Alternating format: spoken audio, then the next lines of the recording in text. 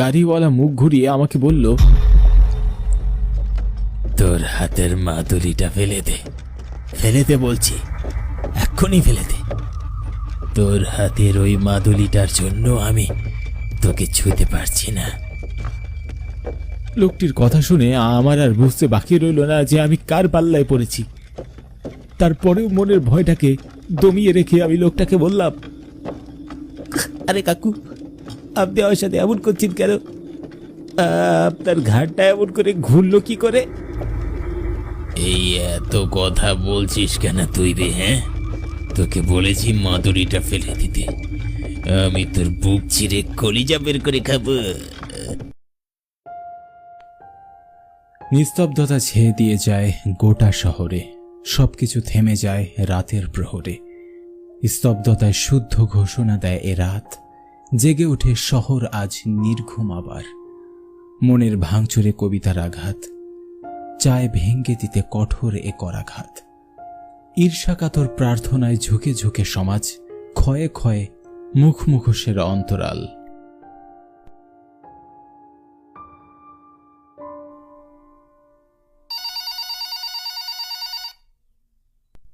এত রাতে আবার কে কল দিল? ও দিনা। হ্যালো দিনা, কি খবর? দাদা, দাদা তুমি কোথায়? আমি তো টিউশন শেষ করে আমার হোস্টেলে যাচ্ছি, কাল সকালে বাড়ি আসব। কিন্তু তুই কান্না করছিস কেন? তুমি এক্ষুনি বাড়ি আসো দাদা, এদিকে সর্বনাশ হয়েছে। কি হয়েছে দিনা? Hello hello. যা বাবা, কথা না শেষ করেই কেটে দিল ফোন। এই মেয়েদের এক সমস্যা, সামান্য সমস্যাতেই শুধু কাঁদবে আর কাঁদবে, আর কোনো কথাই ক্লিয়ার করে বলবে না। আর আশেপাশে তো কোনো গাড়ি ঘোড়াও দেখছি না, এখন আমি বাড়ি যাই কি করে? আমি ঘড়িটির দিকে তাকিয়ে দেখি ঘড়িতে সময় রাত ঠিক ৮টা, আর একটু পরেই স্টেশনে শেষ ট্রেনটি এসে পৌঁছাবে। আমি দ্রুত হোস্টেলে গিয়ে সাইকেলটিকে রেখে স্টেশনের পথে রওনা দিলাম।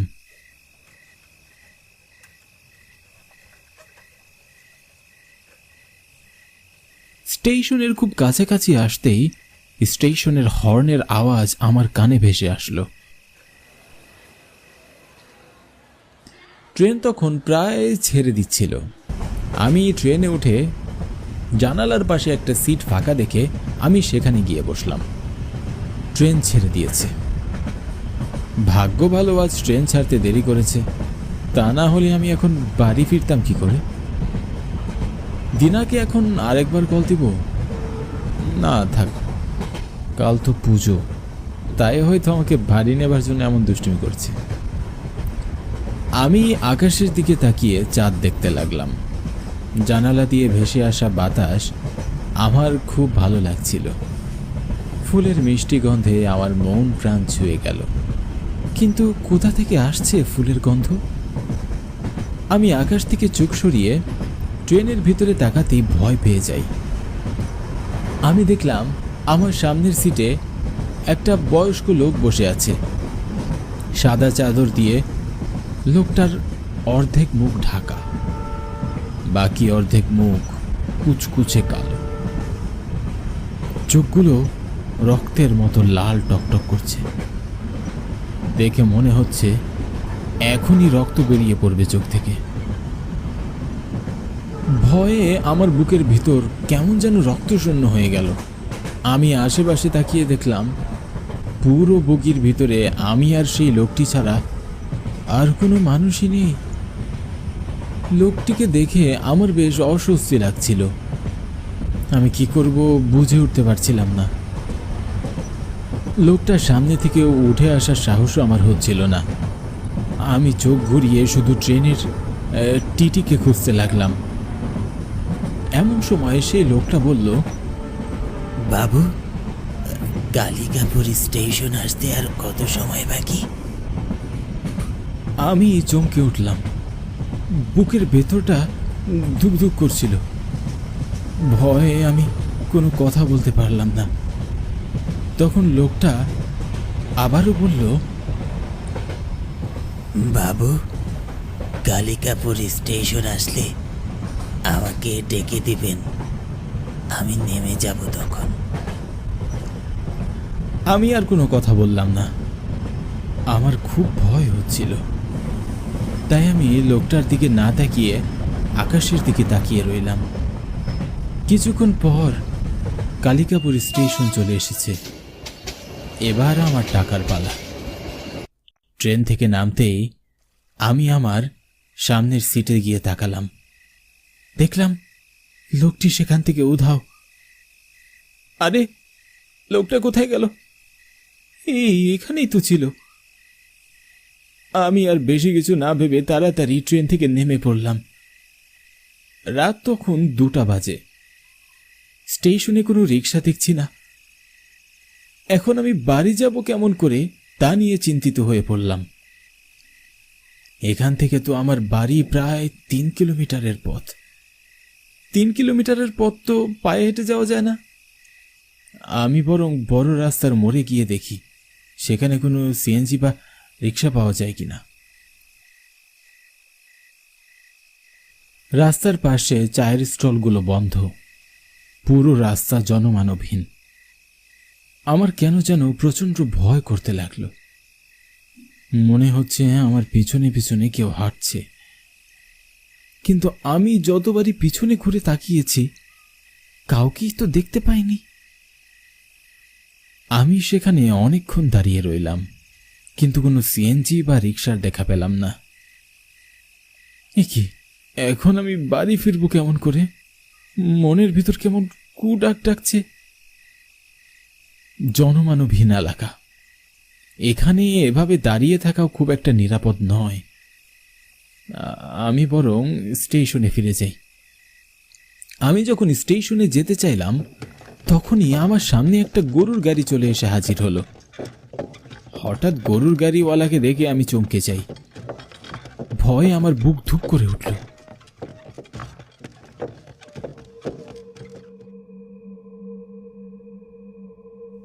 আপনি সেই লোকটা না যে ট্রেনের ভিতর আমার সামনেই বসেছিল? সেই লোকটি তো, তাই না? আপনি এখানে এভাবে গরুর গাড়ি নিয়ে কেমন করে এলেন?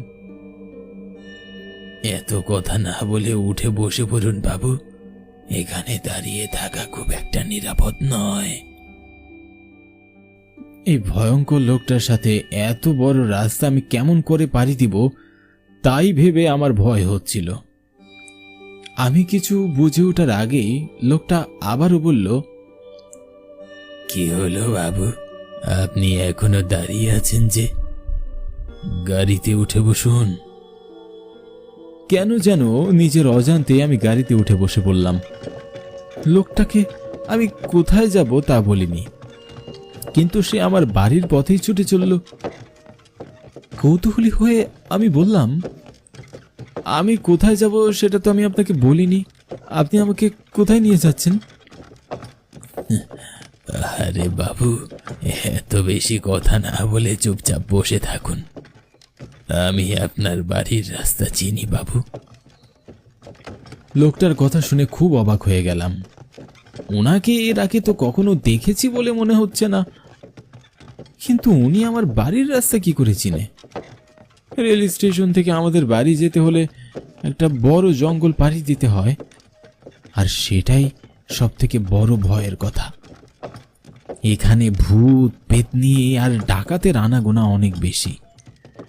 তাই আমাদের গ্রামের লোকজন রাতের বেলা ট্রেনে যাতায়াত করে না।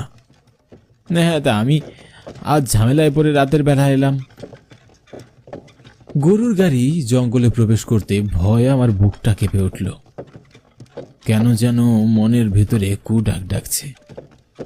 গরুর গাড়ি যখন গভীর জঙ্গলে দিয়ে পৌঁছালো তখন দূর থেকে আমার কানে কিছু ভয়ঙ্কর শব্দ ভেসে আসছিল। আমি প্রচণ্ড ভয় পাচ্ছিলাম। তখনই গাড়িওয়ালা মুখ ঘুরিয়ে আমাকে বলল, তোর হাতের মাদুলিটা ফেলে দে, ফেলে দে বলছি, এক্ষুনি ফেলে দে। তোর হাতের ওই মাদুলিটার জন্য আমি তোকে ছুঁতে পারছি না। লোকটির কথা শুনে আমার আর বুঝতে বাকি রইল না যে আমি কার পাল্লায় পড়েছি। তারপরেও মনের ভয়টাকে দমিয়ে রেখে আমি লোকটাকে বললাম, আরে কাকু, আপনি আমার সাথে এমন করছেন কেন? আপনার ঘাড়টা এমন করে ঘুরলো কি করে? এই এত কথা বলছিস কেন তুই রে? হ্যাঁ, তোকে বলেছি মাদুরিটা ফেলে দিতে। আমি তোর বুক চিরে কলিজা বের করে খাবো। আমার আর বুঝতে বাকি রইল না যে আমার সাথে খারাপ কিছু ঘটতে চলেছে। আমি ভয়ে চিৎকার করে উঠলাম, ভূত ভূত! আমি এক লাফে গরুর গাড়ি থেকে নেমে পড়লাম। আমি গাড়ি থেকে নেমে যাওয়ার সাথে সাথে গরুর গাড়িটি উধাও হয়ে গেল। ভয়ে আমি দৌড়াতে থাকলাম। এত জোরে আমি জীবনে কখনো দৌড় দেইনি রে ভাই। পিছনে ঘুরে তাকানোর সাহস হচ্ছিল না আমার, কিন্তু আমি স্পষ্ট বুঝতে পারছিলাম আমার পেছনে একজন নয়, দুজন নয়, অনেকজন প্রেতাত্মা ছুটে চলেছে, আর ওরা ভয়ঙ্কর সুরে আমাকে ডাকছে। এই দাঁড়া বলছি, পালাবি কোথায়? মাদুলিটা হাত থেকে ফেলে দে। এই তুই দাঁড়া বলছি। আমি থামলাম না, দৌড়াতে থাকলাম। দৌড়ানো থামালে নির্ঘাত ভূতের হাতে প্রাণটা হারাবো। দৌড়াতে দৌড়াতে জঙ্গল শেষ করে রাস্তায় উঠলাম। এখনো আমার মনে হচ্ছে ভূতগুলো আমার পিছনে আছে। জল পিপাসায় আমার বুকটা ফেটে যাচ্ছে। এখনই পানি পান না করতে পারলে হয়তো এখানেই মারা যাব। তখনই আমার নাকে খুব সুন্দর একটা গ্রাণ অনুভব করলাম। ভূতের ভয়ঙ্কর সুর আমি আর শুনতে পাচ্ছি না। আমি থমকে দাঁড়ালাম। পিছনে ঘুরে তাকিয়ে আমি আর কাউকেই দেখতে পেলাম না। নিজের অজান্তেই বললাম, পানি খাবো, পানি খাবো। আমার সামনে একজন নারী এক গ্লাস পানি ধরল। মেয়েটির পরনে ছিল লাল শাড়ি, আর গা ভর্তি গহনা দেখে মনে হচ্ছিল নতুন বউ। আহা, কি শান্তি এই পানিতে! গ্লাসের পানি যেন শেষই হচ্ছে না। আমার যতটা পিপাসা পেয়েছিল, এক গ্লাস পানিতেই সেই পিপাসা মেটা নয়। আমি চোখ বন্ধ করে পানি পান করতে লাগলাম। চোখ খুলে দেখলাম আমার সামনে কেউ নেই। আমি ভয়ে যাই অবস্থা। এইসব কি হচ্ছে আমার সাথে? মহিলাটা কোথায় গেল? আমি সামনের দিকে তাকাতেই দেখলাম পুরো রাস্তায় সাদা কাপড় বিছানো ছিল, তার উপর আলতা রাঙ্গা পায়ের ছাপ। আর একটু সামনের দিকে তাকাতেই দেখলাম সেই মহিলাটা হেঁটে যাচ্ছে, আর তার আলতা রাঙ্গা পায়ের ছাপ সেই সাদা কাপড়ে পড়ছে। আমি ওনার পিছু পিছু হাঁটা শুরু করলাম। এই যে শুনুন, দাঁড়ান দাঁড়ান, আপনি কোথায় যাচ্ছেন? মহিলাটি একটি বারের জন্য পিছনে ঘুরে তাকালো না। তিনি সামনের দিকে হেঁটে চলেছেন। জানি না কপালে কি আছে। আমিও ওনার পিছু হাঁটতে শুরু করলাম। হাঁটতে হাঁটতে তিনি আমার বাড়ির সামনে এসে দাঁড়ালেন। এরপর তিনি হাওয়ায় মিলিয়ে গেলেন। ওনাকে হাওয়ায় মিলিয়ে যেতে দেখে আমি খুব আশ্চর্য হই। এই সব আজ আমার সাথে কি হচ্ছে? তখন বাড়ির ভেতর থেকে কান্নার শব্দ আমার কানে ভেসে আসছিল। দিনা আমায় ফোনে বিপদের কথা বলেছিল। এত সব ভূতরে কাণ্ড আর ঝামেলার ভিতরে আমি সেটা ভুলেই গিয়েছিলাম। আমি আর সময় নষ্ট না করে তাড়াহুড়ো করে বাড়ির ভিতরে চলে গেলাম।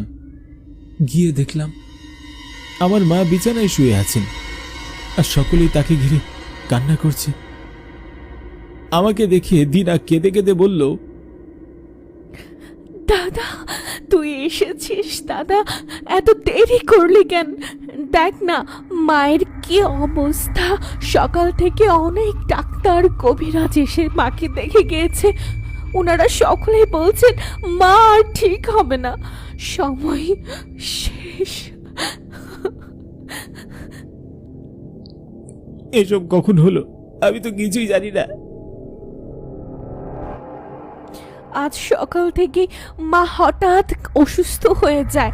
তারপর থেকে মা আর কোনো কথাই বলছে না। বাবা সাধু বাবাকে আনতে গিয়েছে, এখনই চলে আসবে। দিনার কথা শেষ হতেই সাধু বাবা আমাদের বাড়িতে চলে আসলো। জয় মা, জয় মা। মা গো, তুমি এসেছো? জয় মা। আমাকে আর এখানে কেন এনেছেন মশাই, যেখানে স্বয়ং মা নিজেই এসেছেন? আগামীকাল আপনার বাড়িতে মায়ের পূজা দিন, তাহলেই আপনার স্ত্রী সুস্থ হয়ে যাবেন। এসব আপনি আবল তাবল কি বলছেন? বাবা, এসব কুসংস্কারে কান দিও না তো।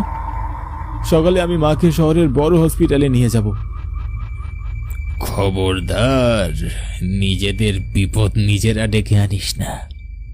স্বয়ং মা নিজেই পুজো চাইছেন, মায়ের উপস্থিতি আমি অনুভব করছি। যা, তোরা পুজোর আয়োজন কর।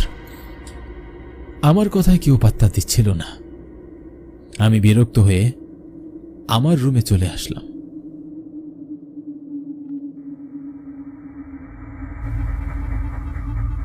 সকালের পুজোর শব্দ শুনে আমার ঘুম ভাঙল। আমি পুজোর মণ্ডপে গিয়ে দেখলাম আমার মা সম্পূর্ণ সুস্থ হয়ে গেছেন, আর আমার মা নিজেই পূজা করছেন। আমি খুব খুশি হলাম। গত রাতের সেই লাল শাড়ি পরা সেই মহিলা যে দেবী মা ছিলেন, সেটা আর আমার বুঝতে বাকি রইল না।